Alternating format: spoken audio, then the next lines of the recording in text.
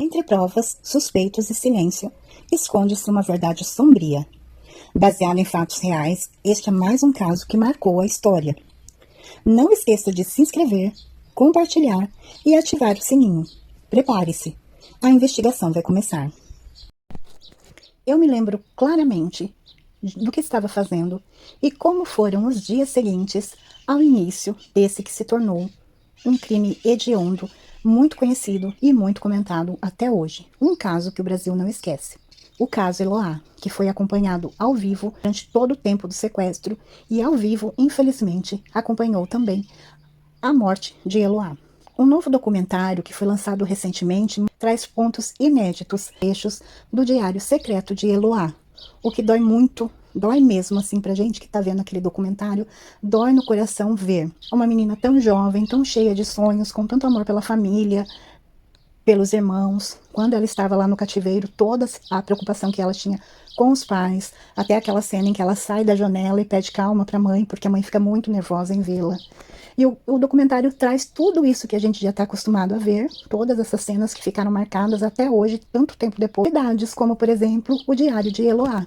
Então é exatamente esse caso que nós vamos relembrar, principalmente à luz do que esse documentário trouxe, com a visão desse novo documentário. Recentemente, mais precisamente no dia 12 de novembro, um documentário estreou na Netflix sobre o caso da Eloá Cristina Pimentel, intitulado Caso Eloá, Refém ao Vivo. O documentário retoma o crime ocorrido em outubro de 2008. Eloá, então com 15 anos, foi feita refém pelo ex-namorado Lindenberg Alves, de 22 anos na época, em um dos sequestros mais midiáticos do Brasil. Durou cerca de 100 horas de negociação policial, com intensa cobertura televisiva. Eloá e Lindenberg namoraram cerca de 3 anos. Ele era controlador, ciumento, possessivo, agressivo e monitorava tudo o que Eloá fazia, inclusive suas amizades e roupas. Amigos relatam que era ele que decidia com quem Eloá podia falar, que ele se irritava com qualquer demora dela em responder a ele, por mensagens ou ligação, que ele aparecia sem avisar nos lugares onde ela estava. E a produção desse documentário traz depoimentos inéditos e traz à tona partes do diário de Eloá nunca antes divulgadas. O documentário é intenso, envolve sequestro, assassinato, mídia, cobertura policial e reflexões sobre violência e imprensa. Algumas pessoas envolvidas no caso foram convidadas e outras optaram por não aparecer no documentário, inclusive a Nayara, que foi uma das peças principais desse caso também. O caso Eloá, ele foi um dos sequestros mais longos e televisionados da história do Brasil. Durou cerca de 100 horas e terminou com a morte da jovem Eloá Cristina Pimentel, de 15 anos, pelas mãos do ex-namorado Lindenberg Alves, de 22 anos. A investigação, a cobertura midiática e a atuação policial foram duramente criticadas. Em outubro de 2008, o Brasil parou. Por quase 100 horas, milhões de pessoas, inclusive eu, assistiram ao vivo a um dos sequestros mais longos e trágicos da história do país. O caso que transformou uma jovem de 15 anos em símbolo de tudo que a violência, o ciúme e a negligência podem destruir. Esta é a história de Eloá Cristina e do sequestro que nunca deveria ter acontecido. No dia 13 de outubro de 2008, Eloá estudava com 3 amigos ali no apartamento da família dela, na casa dela, em Santo André. 4 jovens saíram da escola, foram fazer um trabalho junto. Quando o ex-namorado Lindenberg Alves, de 22 anos, entrou armado na casa. Inconformado com o fim do relacionamento, ele iniciou um sequestro que chocaria o Brasil. As horas vão se passando e finalmente é descoberto o sequestro. Em minutos, a polícia cerca o prédio. Passado algumas horas, por volta de 5 horas, os 2 meninos que estavam lá, os amigos, foram liberados.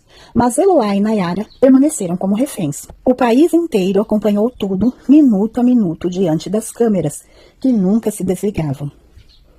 Aliás, apartamentos ao redor foram alugados, apartamentos embaixo, em cima, na frente, os moradores alugavam para a polícia, para a imprensa, para que fosse, então, aquilo televisionado, filmado e, enfim. Jornalistas disputavam espaço. Helicópteros sobrevoavam o apartamento. A mídia passou a negociar com o sequestrador ao vivo, pela televisão. Gente, a mídia Repórteres negociando a rendição. Sem comentários. Após horas de tensão, Nayara foi libertada, mas em uma das decisões mais criticadas da história policial do país, a própria polícia a levou de volta ao cativeiro. Eu nunca vi isso. Eu nunca vi a polícia levar um refém para dentro de um cativeiro. Talvez seja a primeira e talvez única história policial que tenha esse teor. Ela acreditava que ela poderia ajudar a amiga. Sim, ela poderia. Mas a polícia estava lá para saber que não, que isso não poderia jamais acontecer. Na prática, essa ação aumentou a instabilidade de Lindenberg e deixou as duas meninas ainda mais vulneráveis. Enquanto a polícia tentava negociar, as câmeras transmitiam tudo. Cada movimento, cada estratégia, cada tática, tudo era exibido ao vivo para o Brasil e para o sequestrador, que estava com a televisão ligada também lá dentro do apartamento. Ao vivo, apresentadores conversavam com Lindenberg por telefone. A exposição extrema virou um espetáculo midiático e ameaçou a cada segundo a segurança das reféns. No quinto dia de sequestro, já ao entardecer por volta das 18 horas, após ouvir um disparo do apartamento, a polícia decidiu invadir. Assim diz a polícia que ouviu um disparo. Peritos e vizinhos e a própria Nayara disse que não. Mas, sendo isso ou não, o desfecho foi devastador. Dentro do apartamento, Lindenberg atirou em Eloá. Ela foi atingida e não resistiu aos ferimentos. Nayara também foi baleada no rosto, mas sobreviveu. Era o fim trágico de uma história que poderia ter sido evitada. Desde o começo, aliás, quando uma menina de 12 anos não deveria estar namorando um rapaz de 19. Lindenberg foi preso no próprio local. Em 2012, foi condenado a quase 100 anos de prisão, mas a pena foi reduzida conforme a legislação brasileira. Ainda assim, ele continua preso, hoje em regime semiaberto. A Eloá levantou discussões profundas sobre a responsabilidade da mídia, o despreparo policial, relacionamentos abusivos, principalmente com crianças, e o feminicídio, que ainda hoje mata milhares de mulheres no país. Eloá tinha apenas 15 anos, tinha sonhos, planos, uma vida inteira pela frente. Seu nome se tornou um alerta para famílias, para as escolas, para autoridades e para todas as jovens que vivem em relacionamentos de controle e violência. E que principalmente tem idade certa para relacionar. 12 anos não é idade para isso. O caso Eloá não deve ser lembrado só pelo horror, mas pela urgência de impedir que outras histórias terminem assim. Eloá rompeu o relacionamento pouco tempo antes do crime. Mas para ele, para Lindenberg, o fim não era uma possibilidade. Via Eloá como posse. Se ela não for minha, não vai ser de mais ninguém. Lindenberg já havia feito ameaças de agressão e de violência contra Eloá. Naquele dia, a rotina parecia normal. Eloá estudava para uma prova com os 3 amigos. Nayara, Iago e Vitor saíram da escola, foram para a casa dela, fizeram um almoço, estavam estudando. A mãe de Eloá estava no trabalho, mas ele chega armado. Ele toca a campainha e quando Eloá abre a porta, ele já a empurra e entra e fecha a porta. Mandou os 3 amigos ficarem de costas. Disse que ninguém sairia dali até ele e Eloá resolverem. Resolverem de que forma? Vitor tentou correr. Vitor, ele está no documentário. Mas Lindenberg apontou a arma para ele e o ameaçou. O Iago ficou imóvel, não se mexia. Nayara, que tinha mais amizade com ele, tentou argumentar, falar com ele, mas foi sem sucesso. Após negociações rápidas, Vitor e Iago foram libertados, até porque Vitor começou a passar mal, inclusive desmaiou dentro do apartamento. Então ele resolveu libertá-los. Eloá e Nayara ficaram presas. Lindenberg dizia desde a primeira hora que só sairia de lá morto ou mataria Eloá se tentassem invadir. A negociação foi feita por policiais sem especialização em reféns. O comandante local assumiu o comando sem equipe tática completa. Lindenberg alternava muito humor.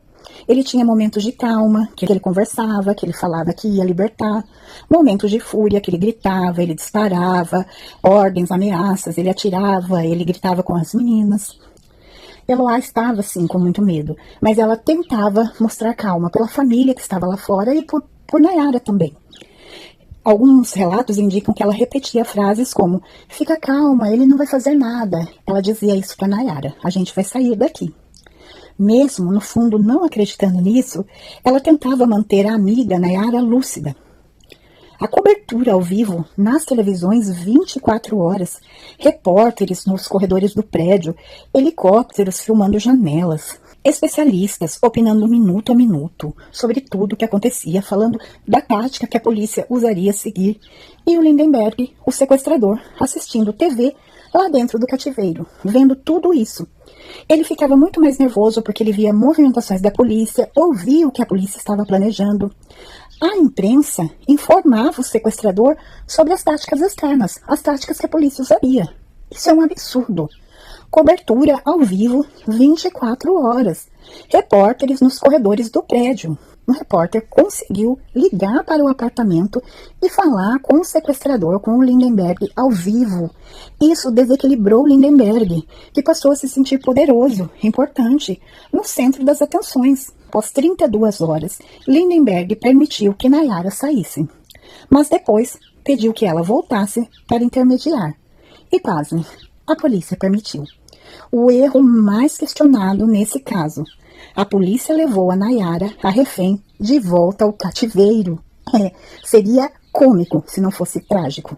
Esse ato irritou muito Eloá, porque ela tinha muito medo do que poderia acontecer com a amiga, e gerou muito mais pressão emocional em todos ali, em todos os envolvidos.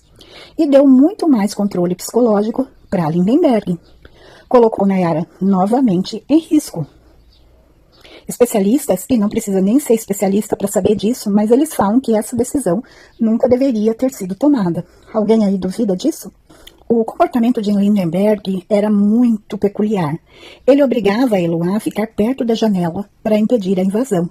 Ele apontava a arma constantemente para ela e para as pessoas lá embaixo. Ameaçava explodir tudo. Gritava com a equipe de negociação. Totalmente fora do controle. Eloá estava sem comer, sem dormir, assim como Nayara e o próprio Lindenberg. Cerca de 80 horas com alimentação mínima. Ela estava emocionalmente exausta. Muito barulho externo, e tudo isso agravava a situação. Fogos, gritos, vizinhos, imprensa, policiais se movimentando escudos, escadas. Era uma cena de guerra. Lindenberg ficava paranoico com qualquer som. Durante a madrugada do último dia do sequestro, Lindenberg disparou 2 tiros dentro do apartamento. Ele dizia que eram avisos. A polícia acreditava que ele poderia estar testando a reação deles. Eloá chorava muito. Ela implorava para que ele parasse. Dizia que as coisas iam piorar. Havia já sinais de desgaste emocional extremo em todos os envolvidos, principalmente em Lindenberg, que alternava choro e raiva. Reclamava de traição, humilhação, abandono. Dizia que não ia perder a Eloá. Os negociadores perceberam que ele estava no limite, mas mesmo assim adiaram a intervenção, acreditando que ele iria se cansar. O motivo da invasão foi que a polícia ouviu um tiro vindo do interior do apartamento. Houve então uma explosão da porta, da barricada que ele havia feito ali, com os móveis, e eles entraram, avançaram com os escudos. Lindenberg, então, nessa hora, ele corre para o quarto com Eloá e com a Nayara, e nesse momento ele realiza os disparos. No momento da invasão, Lindenberg atira em Eloá a queima-roupa. Ela é atingida no crânio e no abdômen. Nayara também é baleada no rosto, mas sobrevive. Ou seja, ele atirou nas 2 meninas na cabeça, no rosto. Lindenberg é então dominado no local, sem resistência, após os disparos. Eloá é levada ao hospital em estado gravíssimo, inclusive carregada no colo por um policial. A gente pode ver essa cena. Ela não resistiu às lesões cerebrais e foi declarada, então, a morte cerebral no dia seguinte. Nayara dá depoimentos que desmontam a versão de Lindenberg. Ela confirma as ameaças constantes, a agressividade extrema, a intenção clara de matar Eloá se ele fosse contrariado. Ele alegou que foi acidental o disparo, mas a balística comprova que os tiros foram intencionais. 2 tiros na cabeça das meninas por acidente é difícil. Foram tiros a curta distância, sem chance de defesa. Foram tiros intencionais. Ele queria matar as 2. A sentença foi mais de 98 anos. Cumprimento possível pela legislação cerca de 39 anos. O retorno de Nayara, a demora excessiva na intervenção, negociadores sem preparação técnica, comunicação falha entre equipes, tudo isso contribuiu para um dos sequestros mais trágicos do Brasil. A mídia, a sua exposição extrema, telefonemas de repórteres direto para o sequestrador, transmissão de estratégias policiais, exploração emocional do caso. Lindenberg foi denunciado por homicídio qualificado de Eloá, tentativa de homicídio de Nayara, cárcere privado de Eloá, Nayara e dos meninos, disparo de arma de fogo, entre outros delitos. O processo foi levado a júri popular. Nem teria como não ser, né, gente? O julgamento ocorreu de 13 a 16 de fevereiro de 2012, com 4 dias de trabalhos. Conforme o portal do Tribunal de Justiça do Estado de São Paulo, o Conselho de Sentença entendeu que Lindenberg foi culpado dos crimes denunciados. A sentença foi lida por volta das 19h35 do dia 16 de fevereiro de 2012. No momento da leitura da sentença, foi registrada como: ele não poderá recorrer em liberdade. A juíza Milena Dias, da Vara do Júri e Execuções Criminais de Santo André, condenou Lindenberg a 98 anos e 10 meses de reclusão em regime inicial fechado. Paralelamente, ele também teve multa a dias. Apesar da condenação alta, a legislação brasileira tinha limite máximo para cumprimento efetivo da pena, na época 30 anos, atualmente são 40 anos. A acusação conseguiu demonstrar que Lindenberg agiu com dolo, ele teve a intenção de matar Eloá. Ele falava isso o tempo todo, e isso foi decisivo para a condenação por homicídio doloso. A defesa alegou que ele era apaixonado, que não teve a intenção de matar e que agiu por impulso. Não foi por impulso, ele falava isso desde que ele entrou naquela casa. Houve forte repercussão midiática, inclusive críticas à cobertura televisiva e à atuação da polícia no sequestro. Embora a condenação fosse para quase 99 anos, o cumprimento efetivo fica limitado por lei. Não há registro, nem acusação, nem condenação sobre abuso S, cometido por Lindenberg durante o sequestro de Eloá. O processo e o júri concentraram-se em crimes como homicídio doloso pela morte de Eloá, tentativa de homicídio pela lesão de Nayara e cárcere privado, disparos de arma de fogo e outros delitos. Não consta condenação por estupro no caso.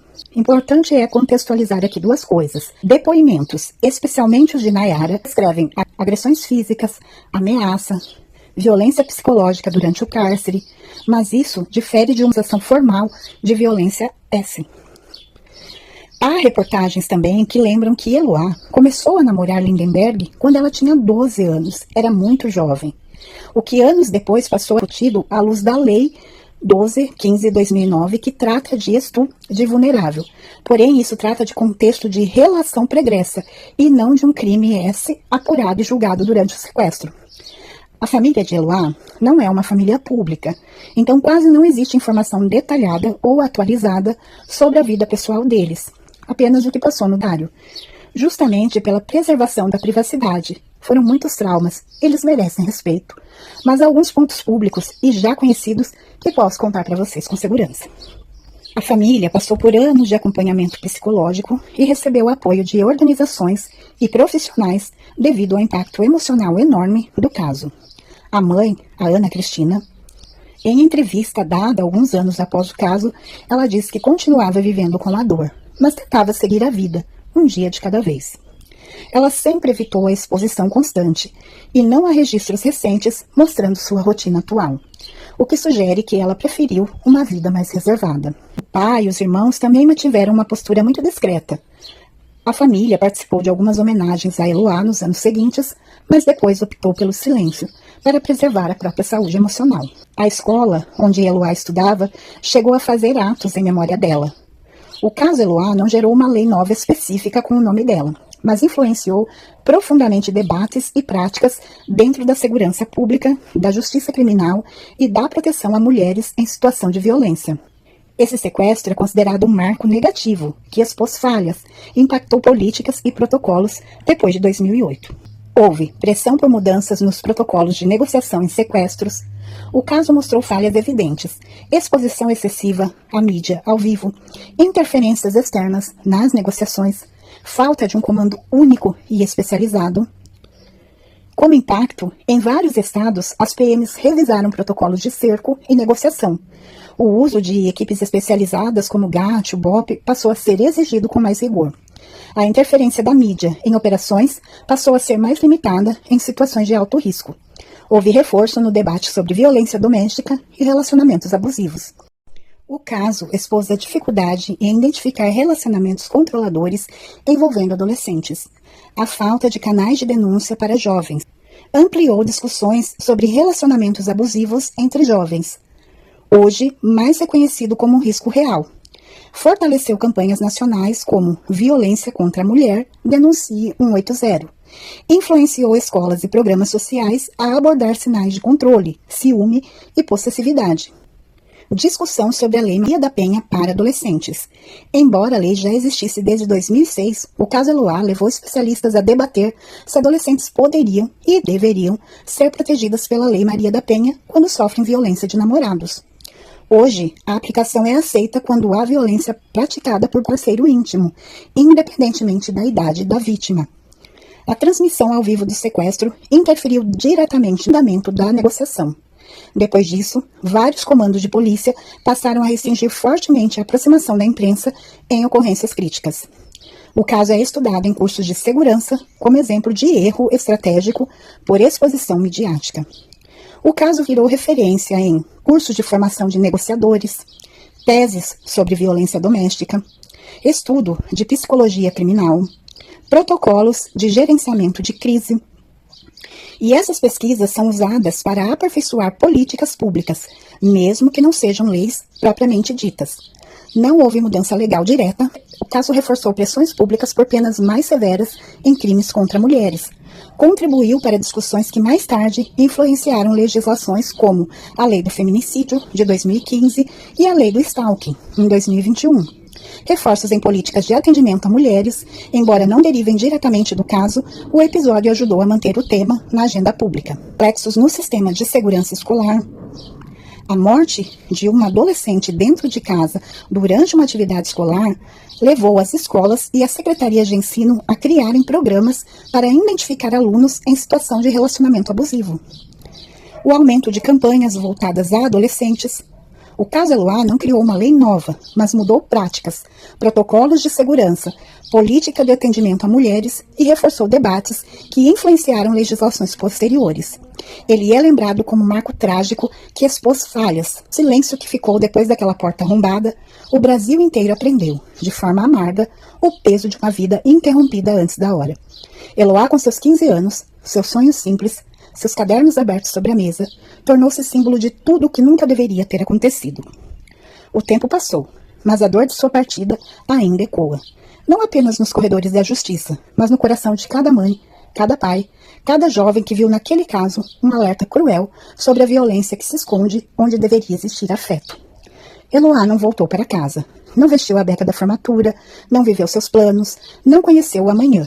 Mas sua história permanece como um clamor, que nenhuma outra menina precise gritar por socorro sem ser ouvida, que nenhuma família precise viver o que a dela viveu. Que o legado de Eloá seja mais do que a lembrança de um crime, seja o compromisso de um país inteiro com a proteção das suas meninas, com a coragem de dizer basta, com a urgência de transformar dor em mudança. Porque toda vez que lembrarmos de Eloá, renovamos a esperança de que sua luz continue acesa, iluminando caminhos, alertando consciências, inspirando um futuro onde nenhuma vida seja calada pela violência e que onde quer que ela esteja, encontre a paz que aqui lhe foi tirada. Se chegou até aqui, comenta "tô junto" aí embaixo para eu saber. Não esqueçam de curtir, se inscrever e a gente se vê no próximo vídeo.